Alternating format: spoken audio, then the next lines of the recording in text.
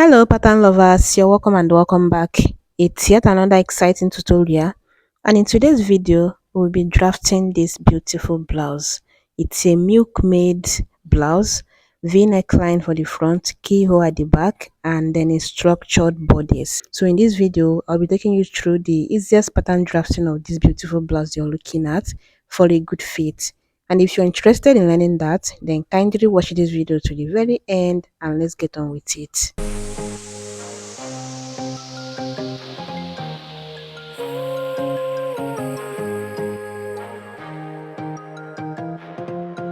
On my pattern paper, I'm going ahead to mark out these lines you're looking at, which we'll be starting with the shoulder line, bust point line, under bust line, waist line, and then the hip line, which is basically the length of the blouse.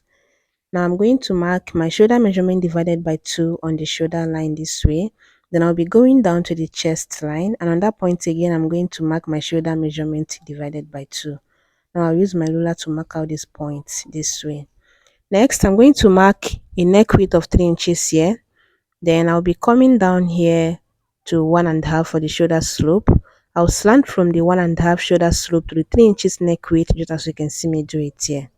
The next thing now is to come up here by 3.25. Then on that point, I'll be going into 1/2 inch. Now I'll first slant from the shoulder tip to this 1/2 inch I have here. Then I'm going to get my bust measurement divided by 4 plus 1/2 inch on this chest line here. Now I'm going to curve the armhole to this point, and now we have the perfect armhole curve. The next thing I'll be doing now is to mark my bust span, and I'll be marking that on the bust point line and also on the hip line. Your nipple to nipple divided by 2, and then I'm going to connect it straight like this. Now for the under bust tightening, I'll be using 2 inches, so I'll be marking 0.75 coming to this side, then 1.25 coming to this other side. Now coming down here, I'll be marking 1/2 inch on both sides, and then I'm going to connect from the under bust tightening to the waist, to the that I have on the blouse length this way. There's no need taking the waist dart, since this will cover up for that. Then after connecting the waist dart to the the that I have on the blouse length to the under bust, I'm going to curve from the under bust to the bust point on both sides with my curve, just as you can see me do it here. The next thing I'll be doing now is to take the waist measurement divided by 4. Then I'm going to replace the dart intake from the waist measurement this way. Then I'm going to go over to the hip line and take the hip measurement divided by 4 minus 1/2 inch. Then I'm going to replace the 1 inch dart intake starting from the hip measurement. Now I'll use my ruler to connect this, and if you want to contour your waist, go ahead and minus whatever you want to take out on your waist measurement. Then you divide the remaining one and use that as your waist measurement. I'll be coming down from the bust point line 2 inches, because that's the difference between my front length and then the back length. Then you see me slant it to the bust band this way. The next thing I'll be doing is to get the midpoint of the shoulder slope line. I'll mark it, then I'm going to use my ruler to connect it to the bust point this way.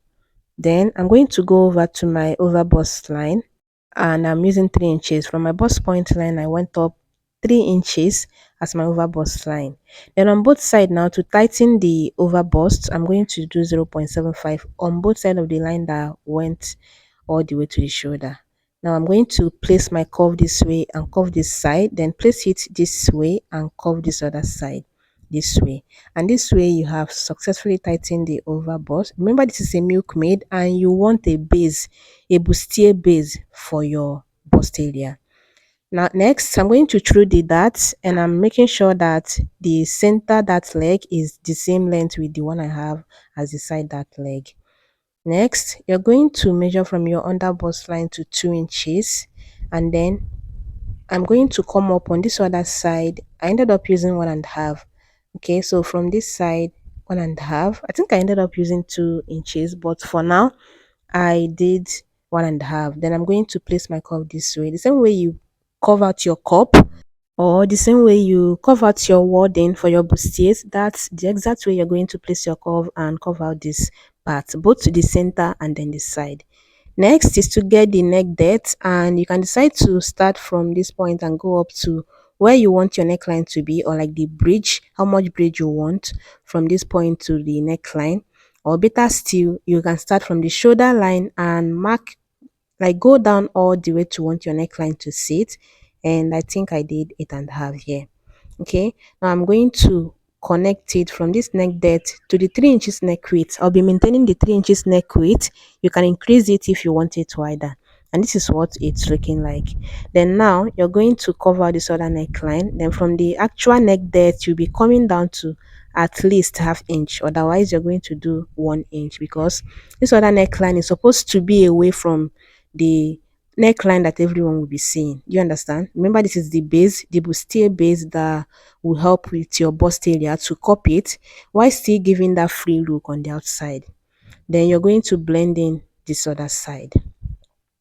So after doing this now, after blending it in, you can decide to replace the dart, the overbust dart if you want to, or you just ignore it. Okay, if it will confuse you, go ahead and replace it. But if not, if I'm doing this for me, I don't usually replace the overbust dart intake, especially as this blouse is not going to go with any sleeve. But for the sake of modesty, for it to cover up our body so well, you can decide to replace half of it. So I did I replaced 0.75, and you see how I did that. Then I replaced the dart intake I have around the chest area, which is about half inch. Then now I'm going to recurve the armhole, just as you can see me do it. Okay, you know, this is almost like an otter neck. Yeah, the way the armhole is really too open, so you have to replace some amount of it. Then starting from the neck width, you're going to go into 3 inches. That will be like the shoulder line, depending on how much you want it here. But for what is on the thumbnail, I think it's 3 inches will just do it. Then now you're going to recurve the armhole to this new armhole curve we already have down there, all the way to the 3 inches we have on the shoulder line, just like this. Okay, now, after doing that, I'm going to clean up this unwanted part. Then I'm going to make the line that you are going for really obvious. The next thing now is to start from this shoulder slope and come down here by half inch.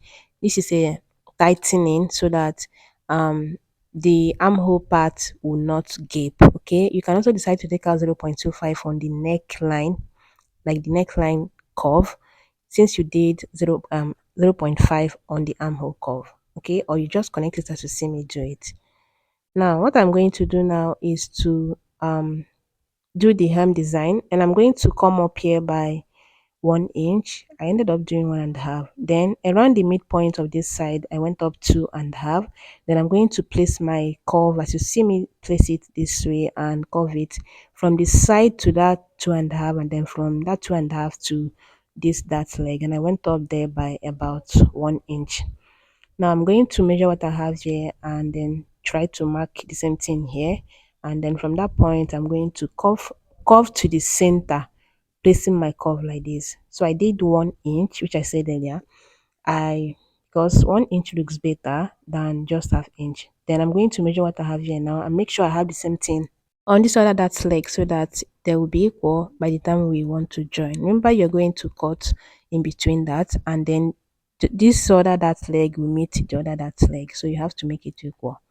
Next, I'm going to start from the side and come in here by half inch, because we don't want that part to be too pointy, so you have to just blend it in. You have to come in half inch, then you blend it in as you see me do it here. Next, you're supposed to trace out like the underbust, but first let's work on the back pattern. And I'm already this way done with the back pattern. Now I'll start from the shoulder and go down to 2 inches, and that will be my neck depth for the back. Remember, the back comes with a keyhole, so this is like the base neckline before we have the keyhole. Next, I'm going to start here from the center back and take the bust measurement divided by 4 minus half inch. Then on the waistline, the waist measurement divided by 4. And then on the hip line, the hip measurement divided by 4 plus half inch. Okay. Now what I'm going to do is to add to the waist measurement, because I will be adding that to the back pattern. So I added 1 inch to the waist measurement. And now I'm going to use my ruler to connect all of these measurements out, just as you can see me do it here. So next, I'm going to measure all the way to where I want the neckline to stop. like the depth of the neckline, the keyhole, and then I'm going to place my curve like this and blend it into the bust measurement on the side like this. Now I'm going to come up here. Remember I said I ended up doing 1.5. So here I came up, think I didn't even did 2 inches. So on the side 2 inches, then on the center here, I'll be going down to 5.5. Okay, which is like the same 2 inches I have on this side. Now I'm going to use my curve to blend it in, and that will be the hem design, and that will be the length for the back. The next thing now is to come in here by 1 inch, then up here on the neckline 2 inches. Then I'm going to connect from that point to the 1 inch I have on the hem of the blouse this way, and that will be for the space for your lacing. Do you understand? Next, I'm going to measure what I have in between here on the waistline and divide that into two equal halves. Then whatever it is I have there, I'm going to measure from the center back line to that point, and then take it up, like mark the same value on the neckline here and also on the hemline this way. Then I'll connect it straight. This is where we'll be taking in our dart. On both sides now on the waistline, I'm going to mark half inch, which is that same 1 inch I added to the waist measurement as the dart allowance. Once I'm done with that, I'm going to come up here and mark 0.75 on both, 0.25 on both sides, which is half inch all together. Okay, then I'm going to connect the dart out this way. I didn't take out anything on the hem of the blouse, as you can see. Next, I'll start from the neck depth and come down to 1.5. That will be the bridge, and that is where your fastener will be going. Okay, then I'm going to, you can decide to use your curve or you freehand it to get that exact curve you see at the back of the blouse. But I'm trying to use my curve, and you're connecting that to the first that leg. Either the first that leg or the second one, they are the same. Then for tightening, I'll be going up here 1 inch, then on this side half inch. Okay, this will help with the gaping. When you fix your keyhole, it's not going to gape. Then starting from the neck width, I'll be coming in here by 3 inches, the same thing we used on the front pattern as the shoulder line. Then I'm going to curve it out just like this. Okay, so if this tightening would confuse you, you can decide not to do it around here. You do it on the upper part if it will confuse you, but it shouldn't confuse you. Okay, so 1 inch going to the center, then half inch on the side. Like I said, you can decide to take that half inch here if doing it, leaving it there would confuse you. So instead of having it this way, you just go ahead and connect from the 1 inch you have as the gaping that on the keyhole. Then you slant from the neck width down to half inch from the initial shoulder slope. Do you understand? However you choose to do it, but you should have a gaping dart to prevent your yoke from gaping. Now to cut the pattern out, I'm going to cut out the back pattern first and watch how and where I'll be cutting out on this pattern. After cutting the center back, please notch the upper part and then the center back so that you don't use the that point as the center back.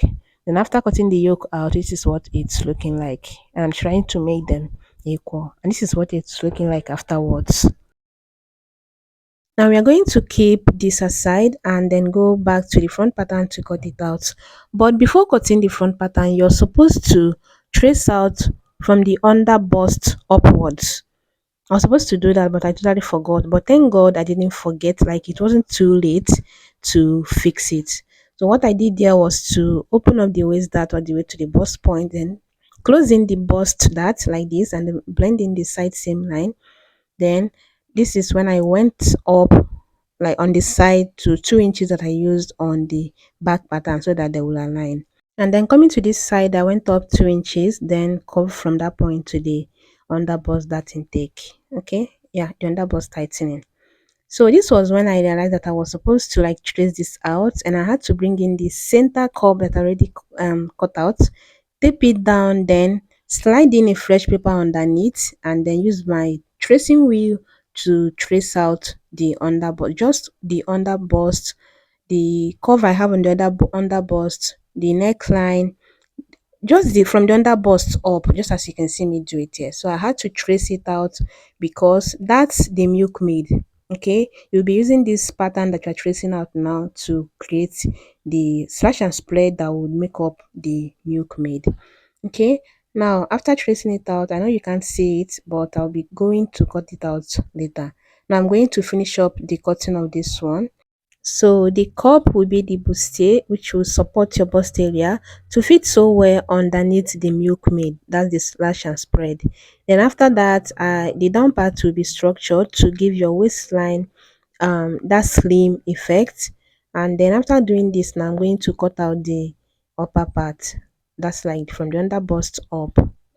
So right after cutting it out, this is what it's looking like. And now we are going to do the measurement for this slash and spread. I'm going to come in here half inch, then on this other side half inch again. Then I'm going to measure what I have left in between and divide that into 4 equal halves, which is like just half inch intervals. So I'm going to be marking the half inch intervals, and then after doing that, I'm going to go over to the down part.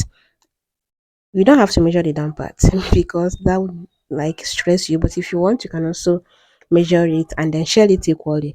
So I'm going to be connecting downwards this way, giving as much space as I can downwards from the measurement I have on the top this way. Then after that, if you're not going to use your pattern same day, go ahead and label this, number it so that you don't get confused if or like misuse it whenever you want to use your pattern. Then indicate the upper part, which is obvious.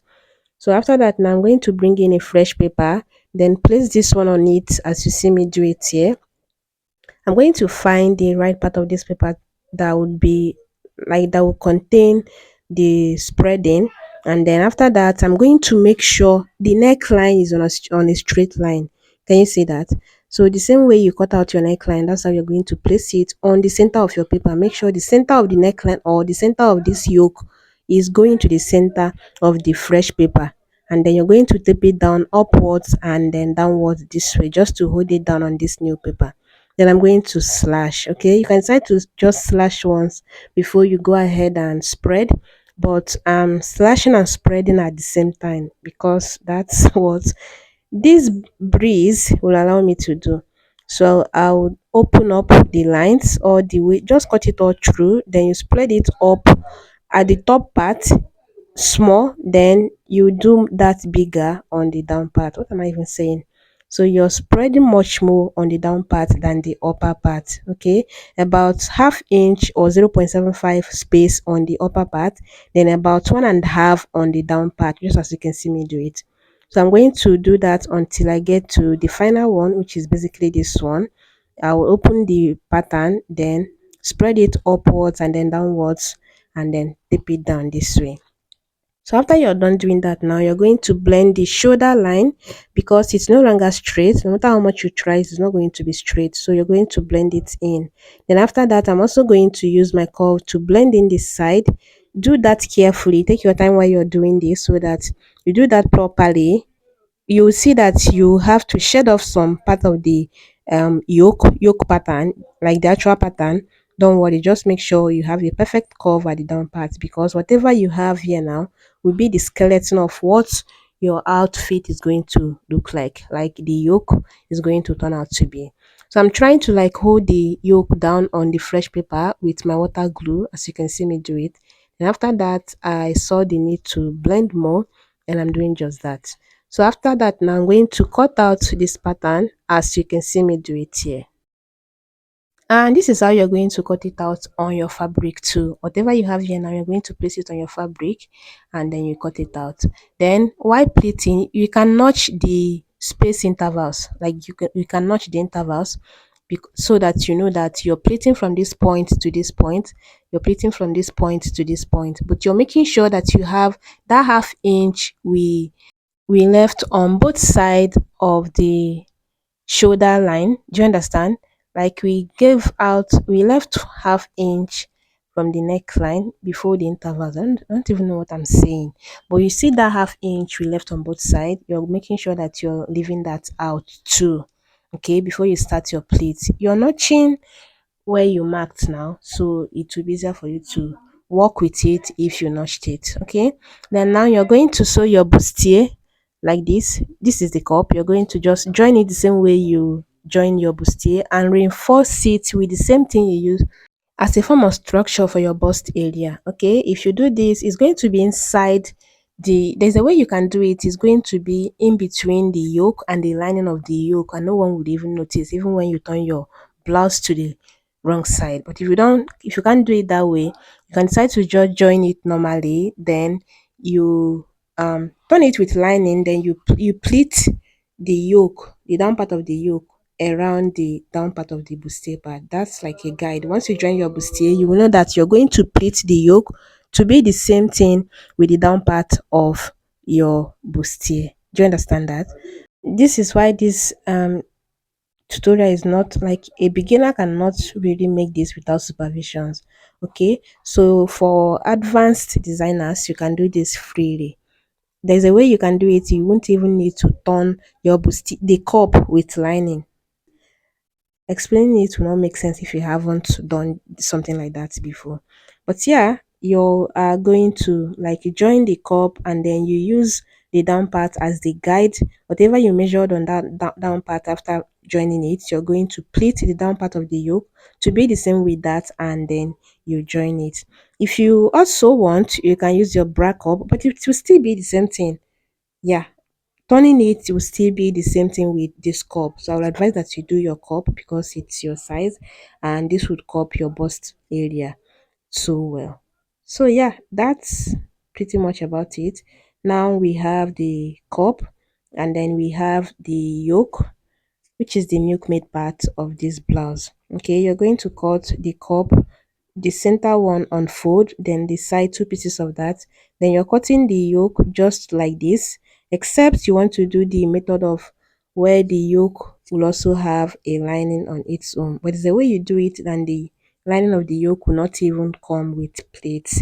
Then we have the center front, which you're going to cut on fold, the side front, which you're going to cut two pieces of that, and then we have the back pieces, which you're going to cut two pieces of them each. And then you remember the modesty panel for the back, and then we have the back yoke too, which you are going to cut two pieces of that. But of course, you have to cross check your pattern before even transferring to the fabric, and even after transferring to the fabric, so that you have it equal on both ends. Like you don't have any shortage anywhere or any excess anywhere that would alter your fitting. Just something like this. If there's excess anywhere, you shed it off. And even after transferring your fabric to your pattern, like your pattern to your fabric, you're going to also cross check to see if you have it right, so that you don't have fitting issues. But yeah, that's pretty much about it. You're going to transfer all of this to your fabric, add the necessary allowance, and happy sewing. And I'll be seeing you in my next one. Bye bye.